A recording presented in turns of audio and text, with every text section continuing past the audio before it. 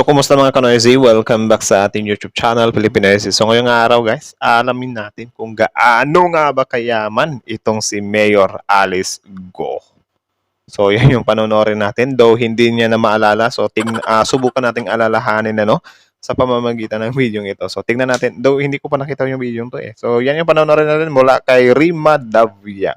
So yan, ang bidyong ito ay may pamagat na Mayor Alice Go, ganito pala kayaman, mamamahaling sports car at helicopter ni Mayor Alice Go. Nako, grabe, big time. So bago natin simulan, Rima Davia, support nyo yan. Tapos syempre, kung trip nyo na mga ganitong reaction video may kasama kayo manood, huwag nyo na rin kalimutan supportahan yung YouTube channel natin, Pilipinoisy. Like, comment, share, subscribe. So hindi na natin ito patatagalin pa. Simulan na natin, baka agawin pa ng China. Again, ang title ng video ito, Mayor Alice Go, ganito pala kayaman, mamahaling sports car at helicopter ni Mayor Alice Go. So yeah, like, comment, share, subscribe. Start. Raymond Davia, support. Kahit halos 2 linggo na ang nakalipas simula noong pinatawag ang mayor ng Bamban na si Alice Go sa Senado para sa investigasyon ng pagkakasangkot umano nito sa isang pogo hub sa kanyang bayan. Naniraid ng mga otoridad noong Marso dahil sa mga illegal nitong aktibidad. Usap-usapan pa rin ang kanyang pangalan mula sa television hanggang sa lahat ng mga social media Actually, platforms. sobrang nakakaawa na siya nung dumaan siya sa Senate na napaharap siya sa mga senador. Like, kawawa men. Marami pa ring mga kababayan natin ang nagtatanong kung totoo bang Pilipino ang mayor ng Bamban o isa siyang spiya na inilagay ng China sa ating bayan. May nakakakilala kaya talaga sa kanya, sa sarili niyang bayan? Alam niyo ba na mahilig pala si Mayor Alice Go sa mga mamahaling sasakyan? Kamakailan lang ang Clarence 620 or sports car na pag-aari ni Bamban Mayor Alice Leal Go ang nanalo ng pinakamataas na parangal sa auto motor show na O diba? Kita mo yan, Mayor Alice Go, sa iyo yung sasakyan yan, tapos milyones ang presyo niyan. Grabe babuyan yung business mo, tapos bibili ka lang ng mga ganyang sasakyan pang car show. Talaga ba? Ng munisipalidad ng Concepcion, Tarlac bilang bahagi ng anibersaryo ng pagkakatatag ng bayan noong December 11. Ang Clarence 620R ay ang hardest core na modelo ng sports series ng brand. Ito ay isang road legal na bersyon ng Clarence 570 SGT race car. Grabe. Alam niyo ba na ang presyo ng Clarence 620R ay nagumpisa ang presyo sa $299,000 o mahigit 17 million pesos sa kasalukuyang palitan ng dolyar? Grabe, 17 M men. Grabe, ilang motor na kaya yung mabibili mo dyan, men? 17 million. Kung sabihin natin yung 1 million mo, nakakabili ka na ng 100 na motor. So, meron ka ng 170. 170 ba? Yeah, 170 na motor niyan. Siyempre, bukod pa ito sa tax na kanilang babayaran pagdating ng coach dito sa Pilipinas. Sobrang mahal talaga ng sports car na ito dahil 300 peraso lang ang ganitong kotse ang kanilang ginawa sa mundo. Nanalo rin ng sports car ng Lady Mayor sa 7th Kanlahi Car Show noong March 2023. Gagi. Alam nyo ba na may sarili ring Dalawang sasakyan ha, mga mamahalin? Wow, Mayor ha? Helicopter si Mayor Alice Go. Ito ay isang RPC-1902. Ginamit niya pa nga ito noong panahong nangangampanya siya bilang mayor ng Bamban. Sana all. Hindi ko po kayo bibiguin. Hindi ko po kayo bibiguin, pero ngayon, based sa mga sagot mo sa mga interview, nabigo mo na kami. Akala mo naman talaga taga-Banban, My goodness, Mayor. Po ang pangako po ni Alice Go sa inyo. Helicopter pa? Social. Ibang klase. Oh, what the? Pangalawang helicopter ata yan eh.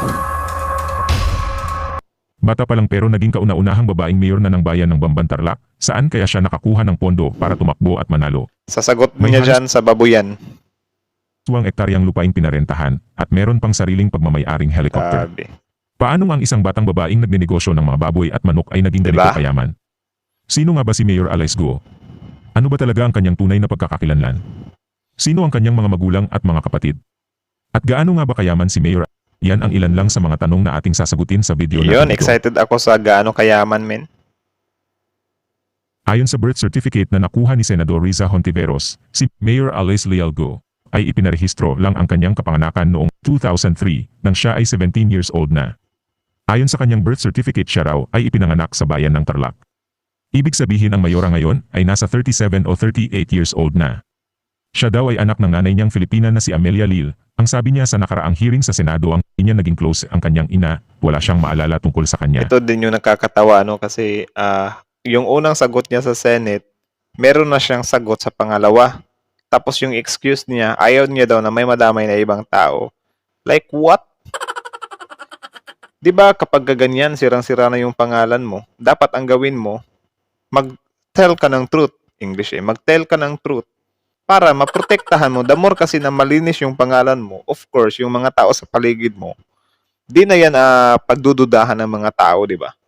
Ganyan, di ka nagsabi ng katotohanan. Kahit na hindi mo pinangalanan yung kapamilya mo dyan, mauungkat at mauungkat talaga yan. Ano po ang mga pangalan ng inyong mga magulang? Ang nanay ko po si Amelia Lial po. And yung nanay ninyo? Hindi ko po nakasama po yung nanay ko kung lumaki po. At ang ama naman ni Mayor, ayon sa kanyang birth certificate ay isa raw Filipino. Pero ayon sa mga dokumento ng kanilang mga negosyo, isa raw itong Chinese. Bakit walang picture na pinalabas na, bakit walang mga larawan guys na pinapalabas na yung mukha ng tatay niya? Walang ganun ano? Parang wala pa akong nakita eh. Kung meron kayo nakita, pahingi nga ng link. Ang tatay niya ay may Pilipinong pangalan na Angelito Go, Jan Zhong Go naman ang pangalan nito sa Chinese. Dalawa pa yung pangalan. At ayon sa kanyang birth certificate, siya pangalawa sa 3 magkakapatid. Sa dokumento ng dating 2 negosyo ng ama ni Mayor Alice, nandoon ang mga pangalan nila Sheila Lil Go at Seaman Lil Go, kasama din ang pangalan ni Mayor. Pero ayon sa kanya, hindi niya kapatid ang 2 Lil Go na nabanggit, isa lang daw ang kapatid Tumanggi niya pa. sa ama. Ito pong tanong, batay po sa general information sheet ng inyo namang meat shop. Kapatid nyo po ba sina Seaman Go at saka Sheila Go? Hindi po. Pero kaapelyido nyo po? Tinanggi pa eh. Kamag-anak nyo po ba? Hindi po ako sigurado po. Sa impormasyon namin, pareho po ang address nilang dalawa sa address nyo. At saka Mayor, pareho rin po ang kanilang middle initial, L. Opo. Di daw At niya kayo po? sigurado guys, pero nung narinig natin sa mga nakaraang, nung kahapon ata yun, na may travel pa nga eh. Travel buddies nga sila ng kapatid niya eh. 'Di ba? So, paano mo masasabing ganun, kapatid mo, tapos hindi mo alam? Tapos travel buddy kayo. Ano yan? Nagta-travel kayo ng walang usapan? L. Kaya ang una ko pong tanong sa inyo, kung kayo po ay magkakapatid. Ang pagkakalam ko po, sa nanay ko po ako lang po mag-isa po, Your Honor. Bata pa lang si Mayor Alice ay laki na siya sa marangyang pamumuhay. Ang kanyang ama kasi ay dating negosyante ng hog racing o magbababoy sa isang malaking farm sa barangay ng Virgen de los Remedios ng Bamban. Ayon kay Mayor Alice, dahil sa negosyo ng kanyang ama, siya ay tmir sa loob ng kanilang farm at halos doon na lang umikot ang kanyang buhay. Ang mga magulang ni Mayor Alice ay matagal nang hiwalay, kaya bata pa lang ang ama na ang laging kasama nito sa loob ng kanilang farm. Ayon sa isa sa mga kapitbahay, ng farm na tinitirhan nila Mayor Alice, noong nasa edad 7 o 8 taon pa lang ang mayor, ay paminsan-minsan niya na raw itong nakikitang nakikipaglaro sa kanyang mga batang pamangkin. Totoo ba talaga yan? Naniniwala ba kayo dito guys? Nagtatanong lang naman. Pagka po biyernes ng hapon, napapansin na po namin dyan para Sabado at Linggo. Madalas pinupunta niya dito yung Anak niya. labandera niya, yung asawa naman ng labandera niya, yung driver nila ng loader.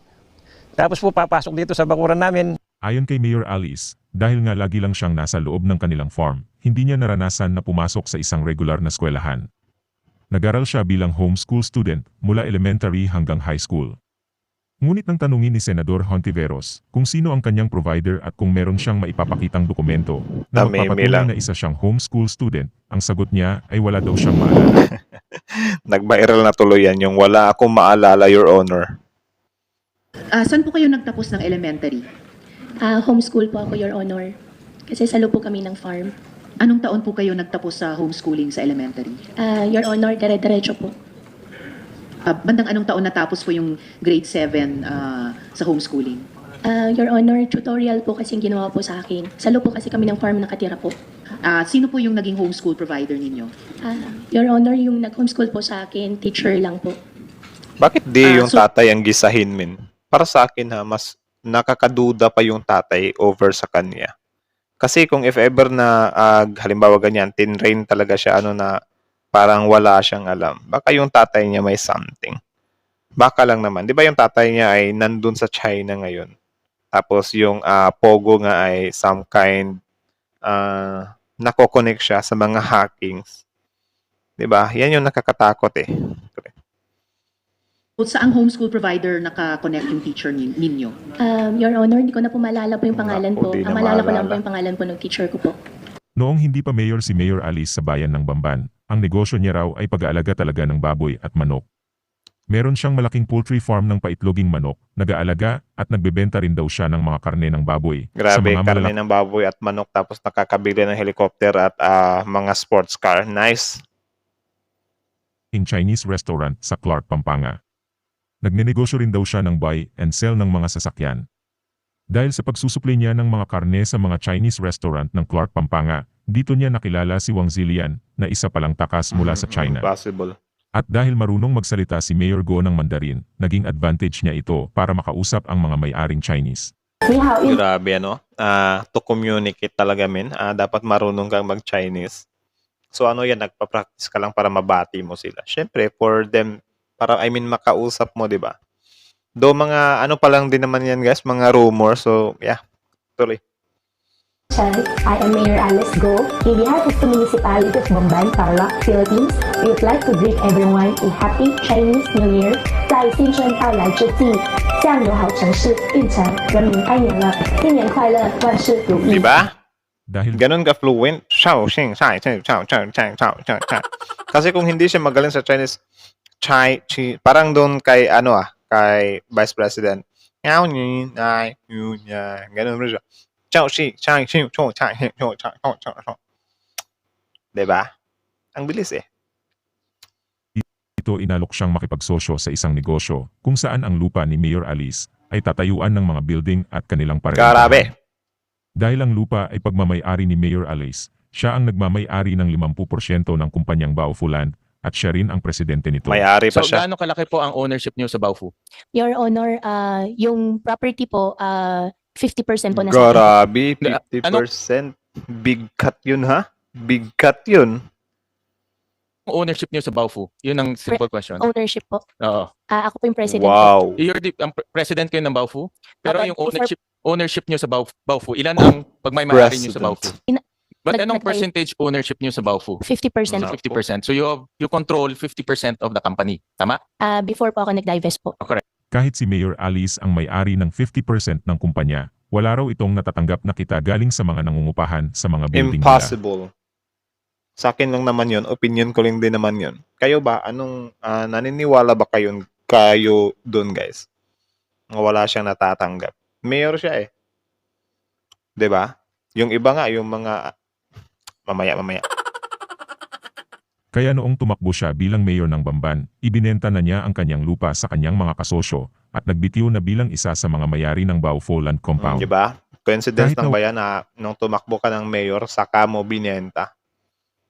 What if lang naman ha? Binenta mo yan kasi nga tumakbo kang mayor para wala nang some kind mabubuta sa'yo. Kasi pwede ka pa din namang kumita kahit na iba na yung mag-handle dyan eh. So parang ano ka lang dyan ba? Parang hindi siya operator. Parang yung mga nakikita natin sa movie guys na yung mga business ay mga politiko yung nagbabak. Parang ganun lang naman. Hindi ko naman sinabi na ganun nga. Pero parang what if, di ba? Kayo, do you think? Wala siyang karanasan sa politika, mapalebel man ng sangguniang kabataan o pagkakonsehal, ay naglakas loob siyang tumakbo bilang pagka-mayor. Lumabas lang daw ang kanyang pangalan noong siya ay ipinakilala ng dating mayor ng Bamban na si John Feliciano bilang malapit daw niyang kaibigan.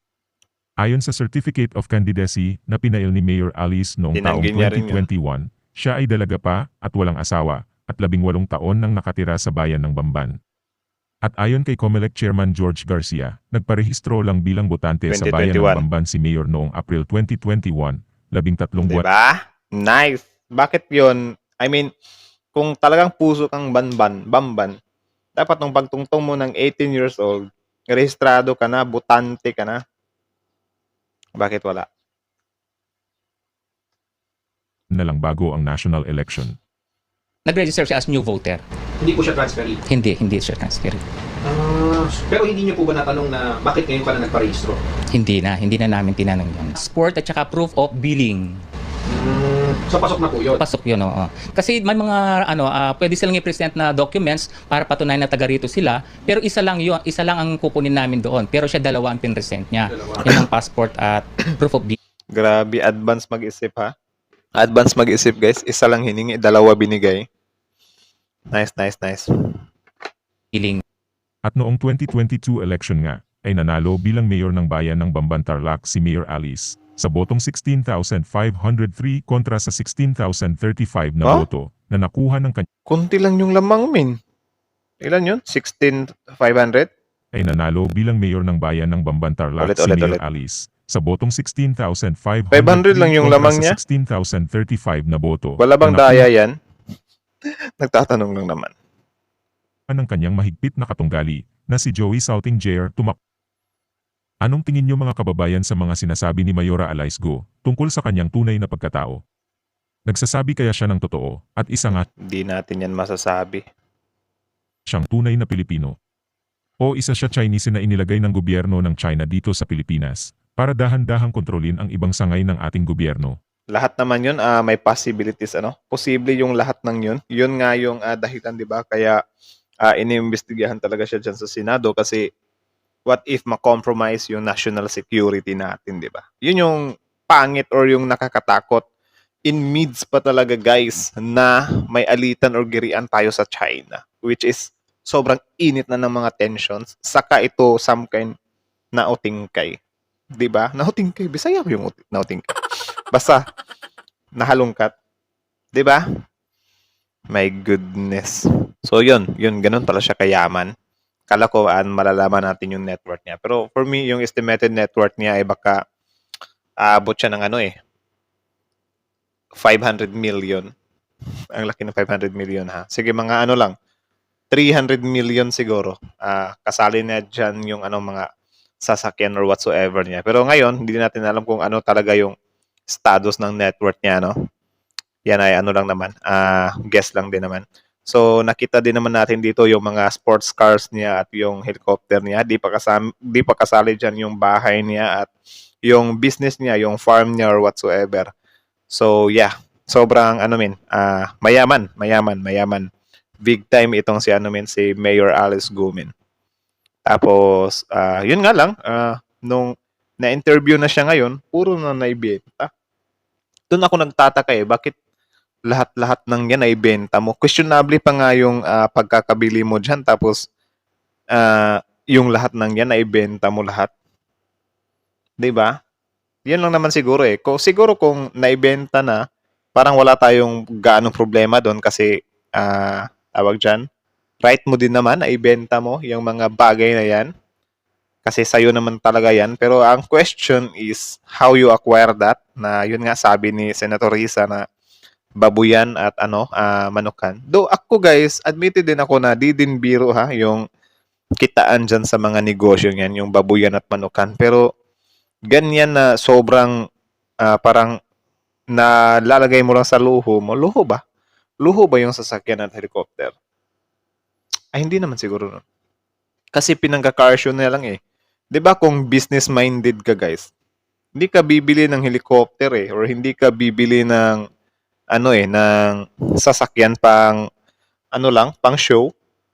'Di ba? Businessman ka nga Biruin mo yung lagay natin yung 17 million yung price nung nung sasakyan. Ilang taon mong kukunin yun or ilang taong tubo mo yun sa babuyan at sa manukan mo. 'Di ba? Tapos ibibili mo na lang ganun pang show. 'Di ba dapat mas nag-expand ka pa ng babuyan mo? 'Di ba? Or ng business mo. Pero hindi din naman natin alam kung paano mag-isip itong si Mayor Go Siguro nag-fit talaga 'yan pero yun nga malaking question nga kung paano. So sana next mga hearing pa malaman na talaga natin yung katotohanan at syempre hintayin na lang natin. Kayo na lang din ang bahalang humusga kung ano yung tingin nyo dito. And yeah, I think that's it na lang muna. Rima Davia, original video link in the description box below. Tapos yun, before you leave, don't forget to subscribe our YouTube channel, Filipinoizy. So yeah, that's it na lang muna guys. Thank you so much for watching. Filipinoizy is out.